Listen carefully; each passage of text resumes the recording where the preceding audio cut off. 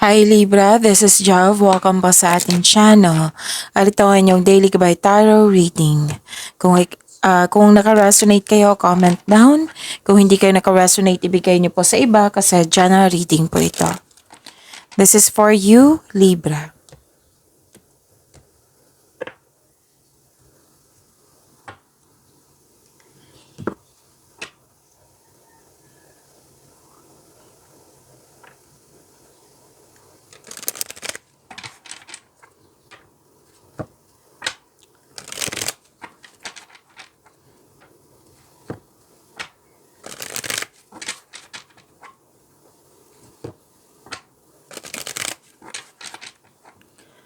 Para po ito sa inyo, Libra.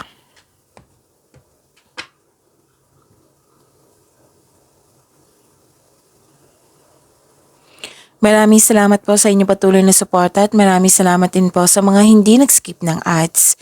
Gamitin ang reading na ito bilang gabay lamang.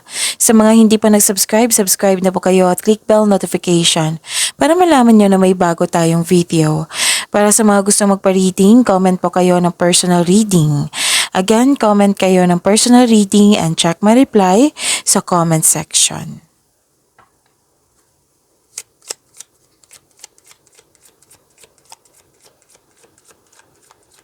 Spirits Guide, mga ganap pa para kay Libra, ini 3 cards po.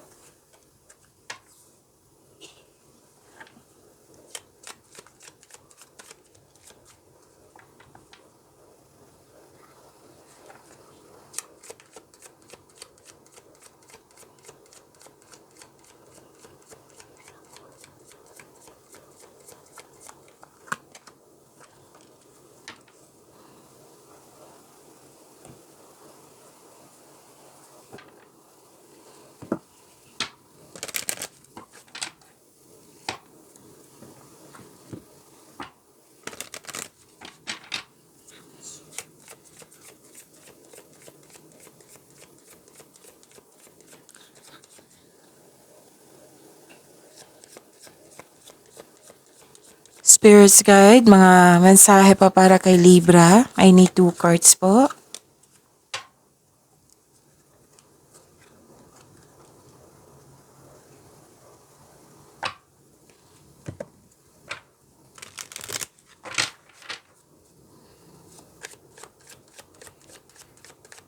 Message pa sa career and money ni Libra.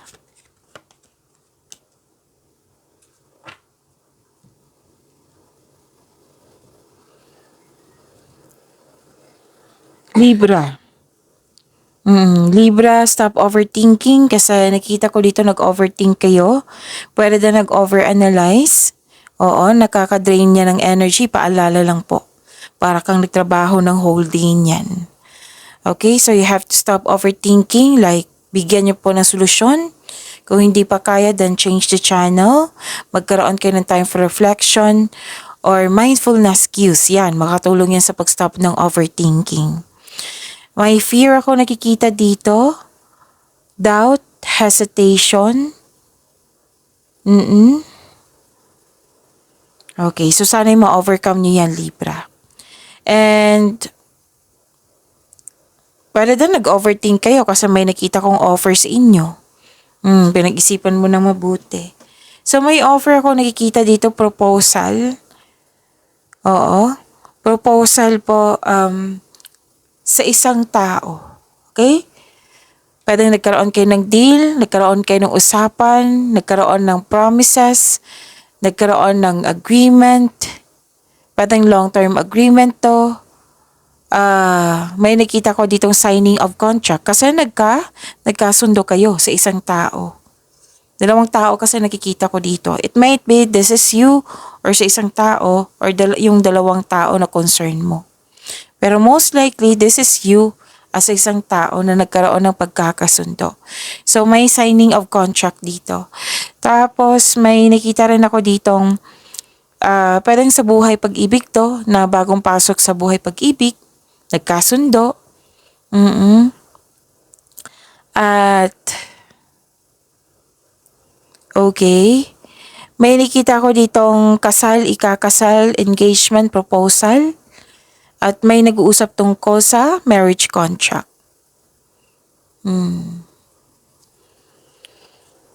Pwedeng may taong malapit sa'yo na mahilig magmanipula, mag-ingat kayo sa kanya kasi may nakita ko itong gusto niyang kunin. So usually ang comment section ng tanong, ano yung kunin niya, Miss Jav? Itanong niyo po sa inyong intuition para siguradong sigurado. Oo. Tapos pwede din agawin niya yung tao, agawin niya yung opportunity, ideas mo, mahalagang gamit. So mag-ingat talaga sa kanya. So may nag-spy dito, may nag-observe sa inyo.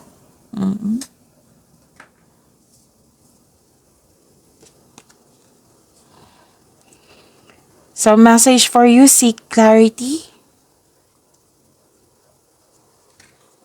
And learn from those who inspire you. Kung sa mga naguguluhan dito na kailangan gumawa ng desisyon, oo, mag-gather pa kayo ng factual information, kausapin niyo po yung mga tao na marami ng experience sa buhay, like mentors, elders, parents, wisers. May matutunan ka sa kanila. And message for your career and money, guardian angel. Some higher power protects you from difficulties and misfortunes. Trust your guardian angel. Wow.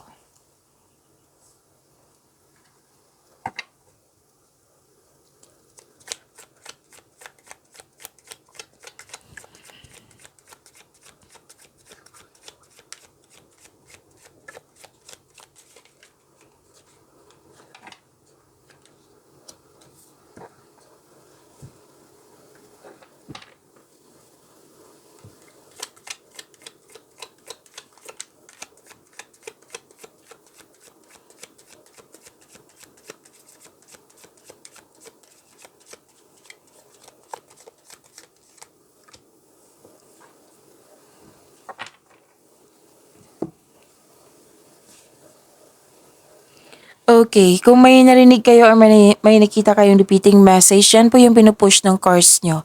Like for example, nanood kayo ngayon ng May 21 and May 22, video reading nyo, Libra, at may napansin kayo na repeating message. Yan po yung pinupush ng cards nyo na kailangan yung bigyan ng atensyon, solusyon at aksyon kung maaari po. So, ano po ang energy ni Libra?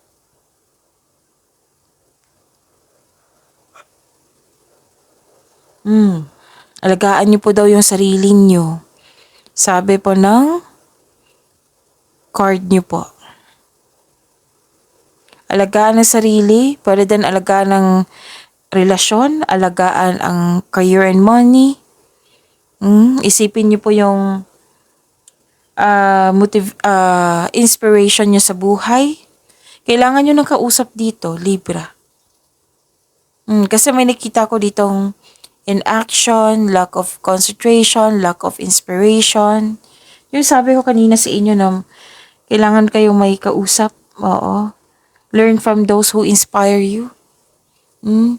So, sino yung mga tao na makapagbigay sa iyo ng inspiration? Balikan mo yun. Kung pwede, kausapin mo. Isipin mo yung mga bagay na magbibigay ng inspiration sa iyo. Para ma-motivate kayo. Okay? Kailangan nyo mag-focus eh. So, makapag-focus kayo, ma-motivate kayo, then, kausapin yung mga genuine tao na gusto makinig sa iyo, yung gusto kang tulungan, yung nagbibigay ng suporta sa iyo. And remember to practice self-love. Okay?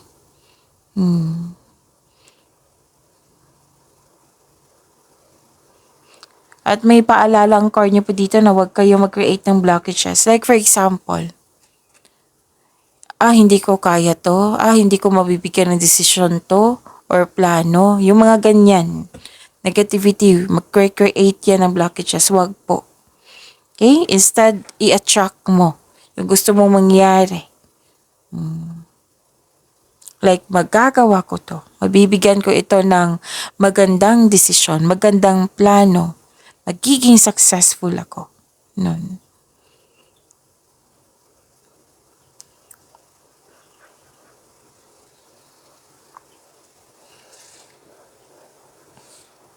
Habaan din ng pasensya. Dalawang card na mismo nagsabi dito na kung gagawa kayo ng plano, huwag kayong magpabaya.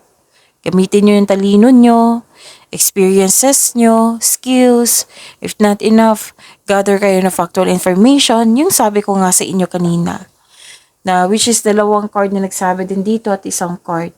Nakausapin mo yung nagbibigay ng, yung marami kang natutunan sa kanya. Yung para ma-motivate kayo, gawa kayo ng paraan. Help yourself, Libra. Pero din naiinip ka dito. Para kang nag-o-observe dito or nagsaliksik.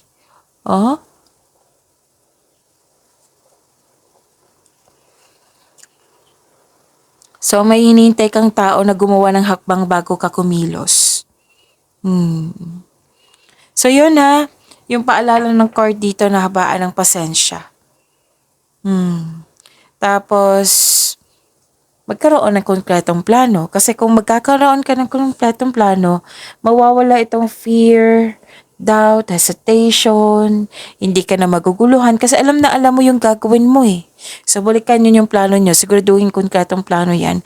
If hindi nyo kaya, puzzled ka talaga. So, ask for help. Pero, syempre sa mga genuine na tao, yung totoo sa iyo, yung marunong makinig, yung may mga, wag niyong kausapin yung mga yung hindi naman sa kumbaga, kausapin mo yung mga taong may mga experience na sa buhay. Kasi nga, di ba, usually elders, wiser, kasi marami yung experience sa buhay. Alam na alam nila yung ano nang dapat gawin. Pero syempre at the end of the day, kayo po ang masusunod kasi buhay niyo po yan.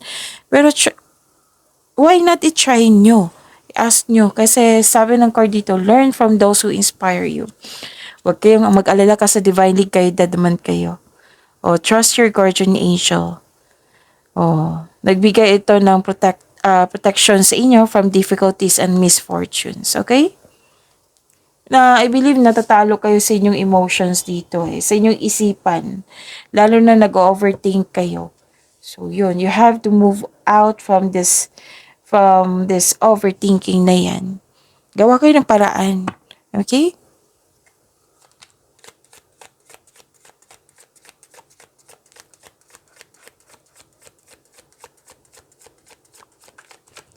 Career and money po ni Libra.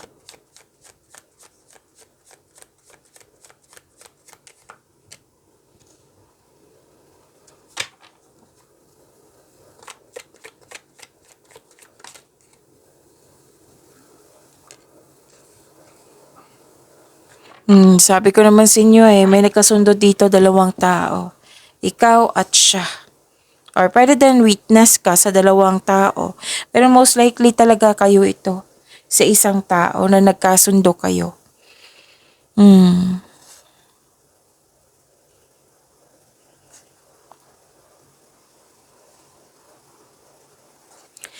May parating na job opportunity or any kind of opportunity. Basta may opportunity, offer, or business partnership. Kasosyo po.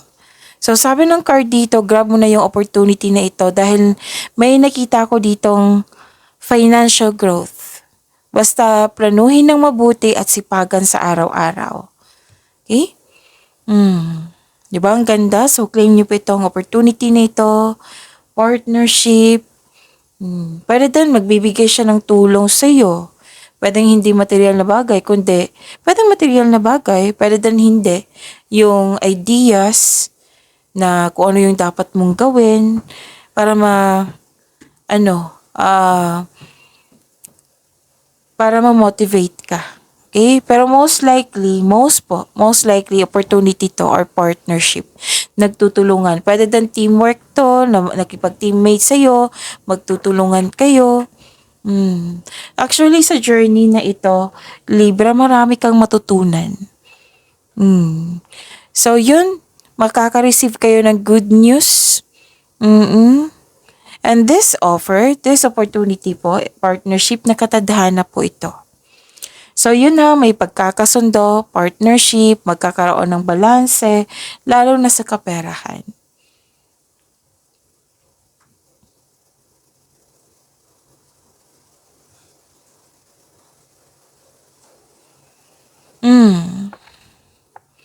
Okay. May nakita kasi ako ditong parating na pera or dumating na. Oo. Or nakikita ko kasi dito wealth eh. And pwedeng parating or dumating na yung pera or nagkaroon na ng financial stability. Kasi may hawak ka dito na pera eh. So, pay attention. Mahalaga to. Libra. Kasi may pera po ditong concern. May nakita kasi ako loss of money. Alam niyo naman kung ano yung loss of money, di ba, sa mga nakasubaybay dito. So, para sa mga bago dito, yung loss of money, pwedeng nawala, kinuha, na damage, ninakaw, nagasta, may nangingialam sa inyong money, ganun.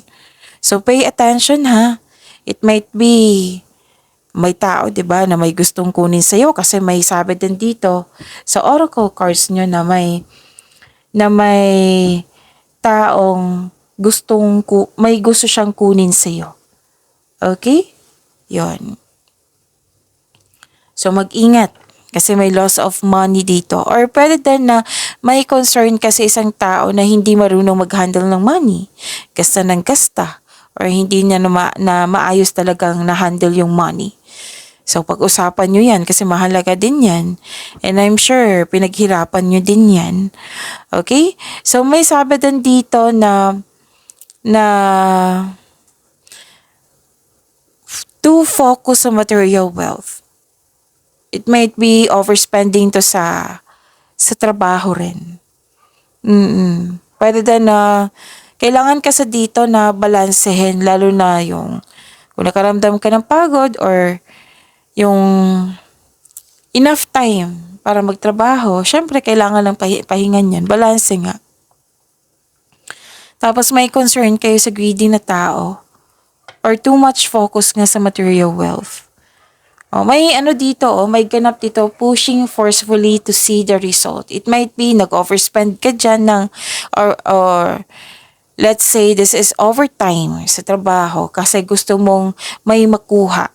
Kasi pushing forcefully to see the result, di ba? Kung gusto mong may makuha mo yung outcome. So sabi ng card dito, kailangan ng pagbalanse. Okay? So pay attention kayo sa money ha, na loss of money kasi sayang po. It might be na nangyari na naalala nyo po or it might be mangyayari ngayon na sana hindi, di ba? So pag-iingat lang po kasi nga may nakita kasi akong may gustong kunin or yung taong hindi marunong mag-handle ng money.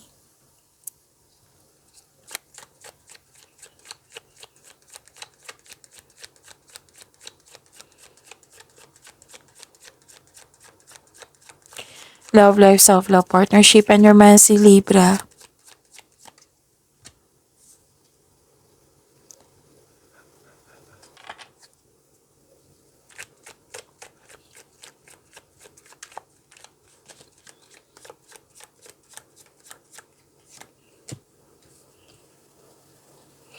So this is about your love life, self-love, partnership, and romance. Okay, so yun nga. This is a repeating message from your career and money. It might be dala mo yung concern mo sa bahay nyo, isip-isip nyo pa rin eh. So, kaya pala overthinking yung sinabi dito sa unang cards mo. Kasi may dito na materialism or taong hindi nagbigay ng halaga.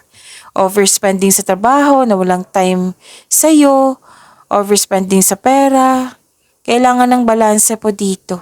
This is a repeating message, different card but repeating message. So pay attention kayo. Okay?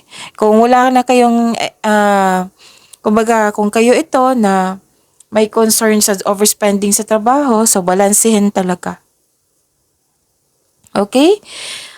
Pero then concern to sa'yo or concern mo to sa isang tao? So ano pa? So, dalawang card po mismo nagsabi dito, balansehin. Kung hindi ito concern sa'yo, concern mo to sa isang tao, kailangan yung mag-usap kayo. Kung pwede po.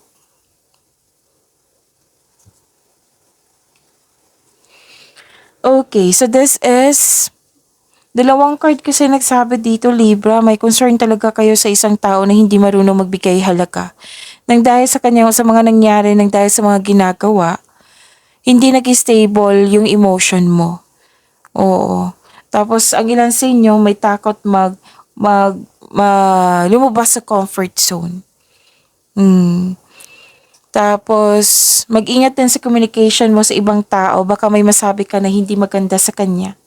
Like, for example, yung may good intention ka sa isang tao na unexpected na yung response niya is not good. Kasi yung pagkakaintindi niya is yung, paano to sabihin, yung good intention yung binigay mo sa kanya, tapos para sa kanya is bad intention. Oh. So, yun. Be careful kasi may tao dito na parang naging sensitive. Oo. Pero doon na-reject mo yung tao na gusto makipag-usap sa'yo. Pagyamanin niyo po yung blessings sa binigay sa inyo, Libra. See you tomorrow. Maraming salamat po.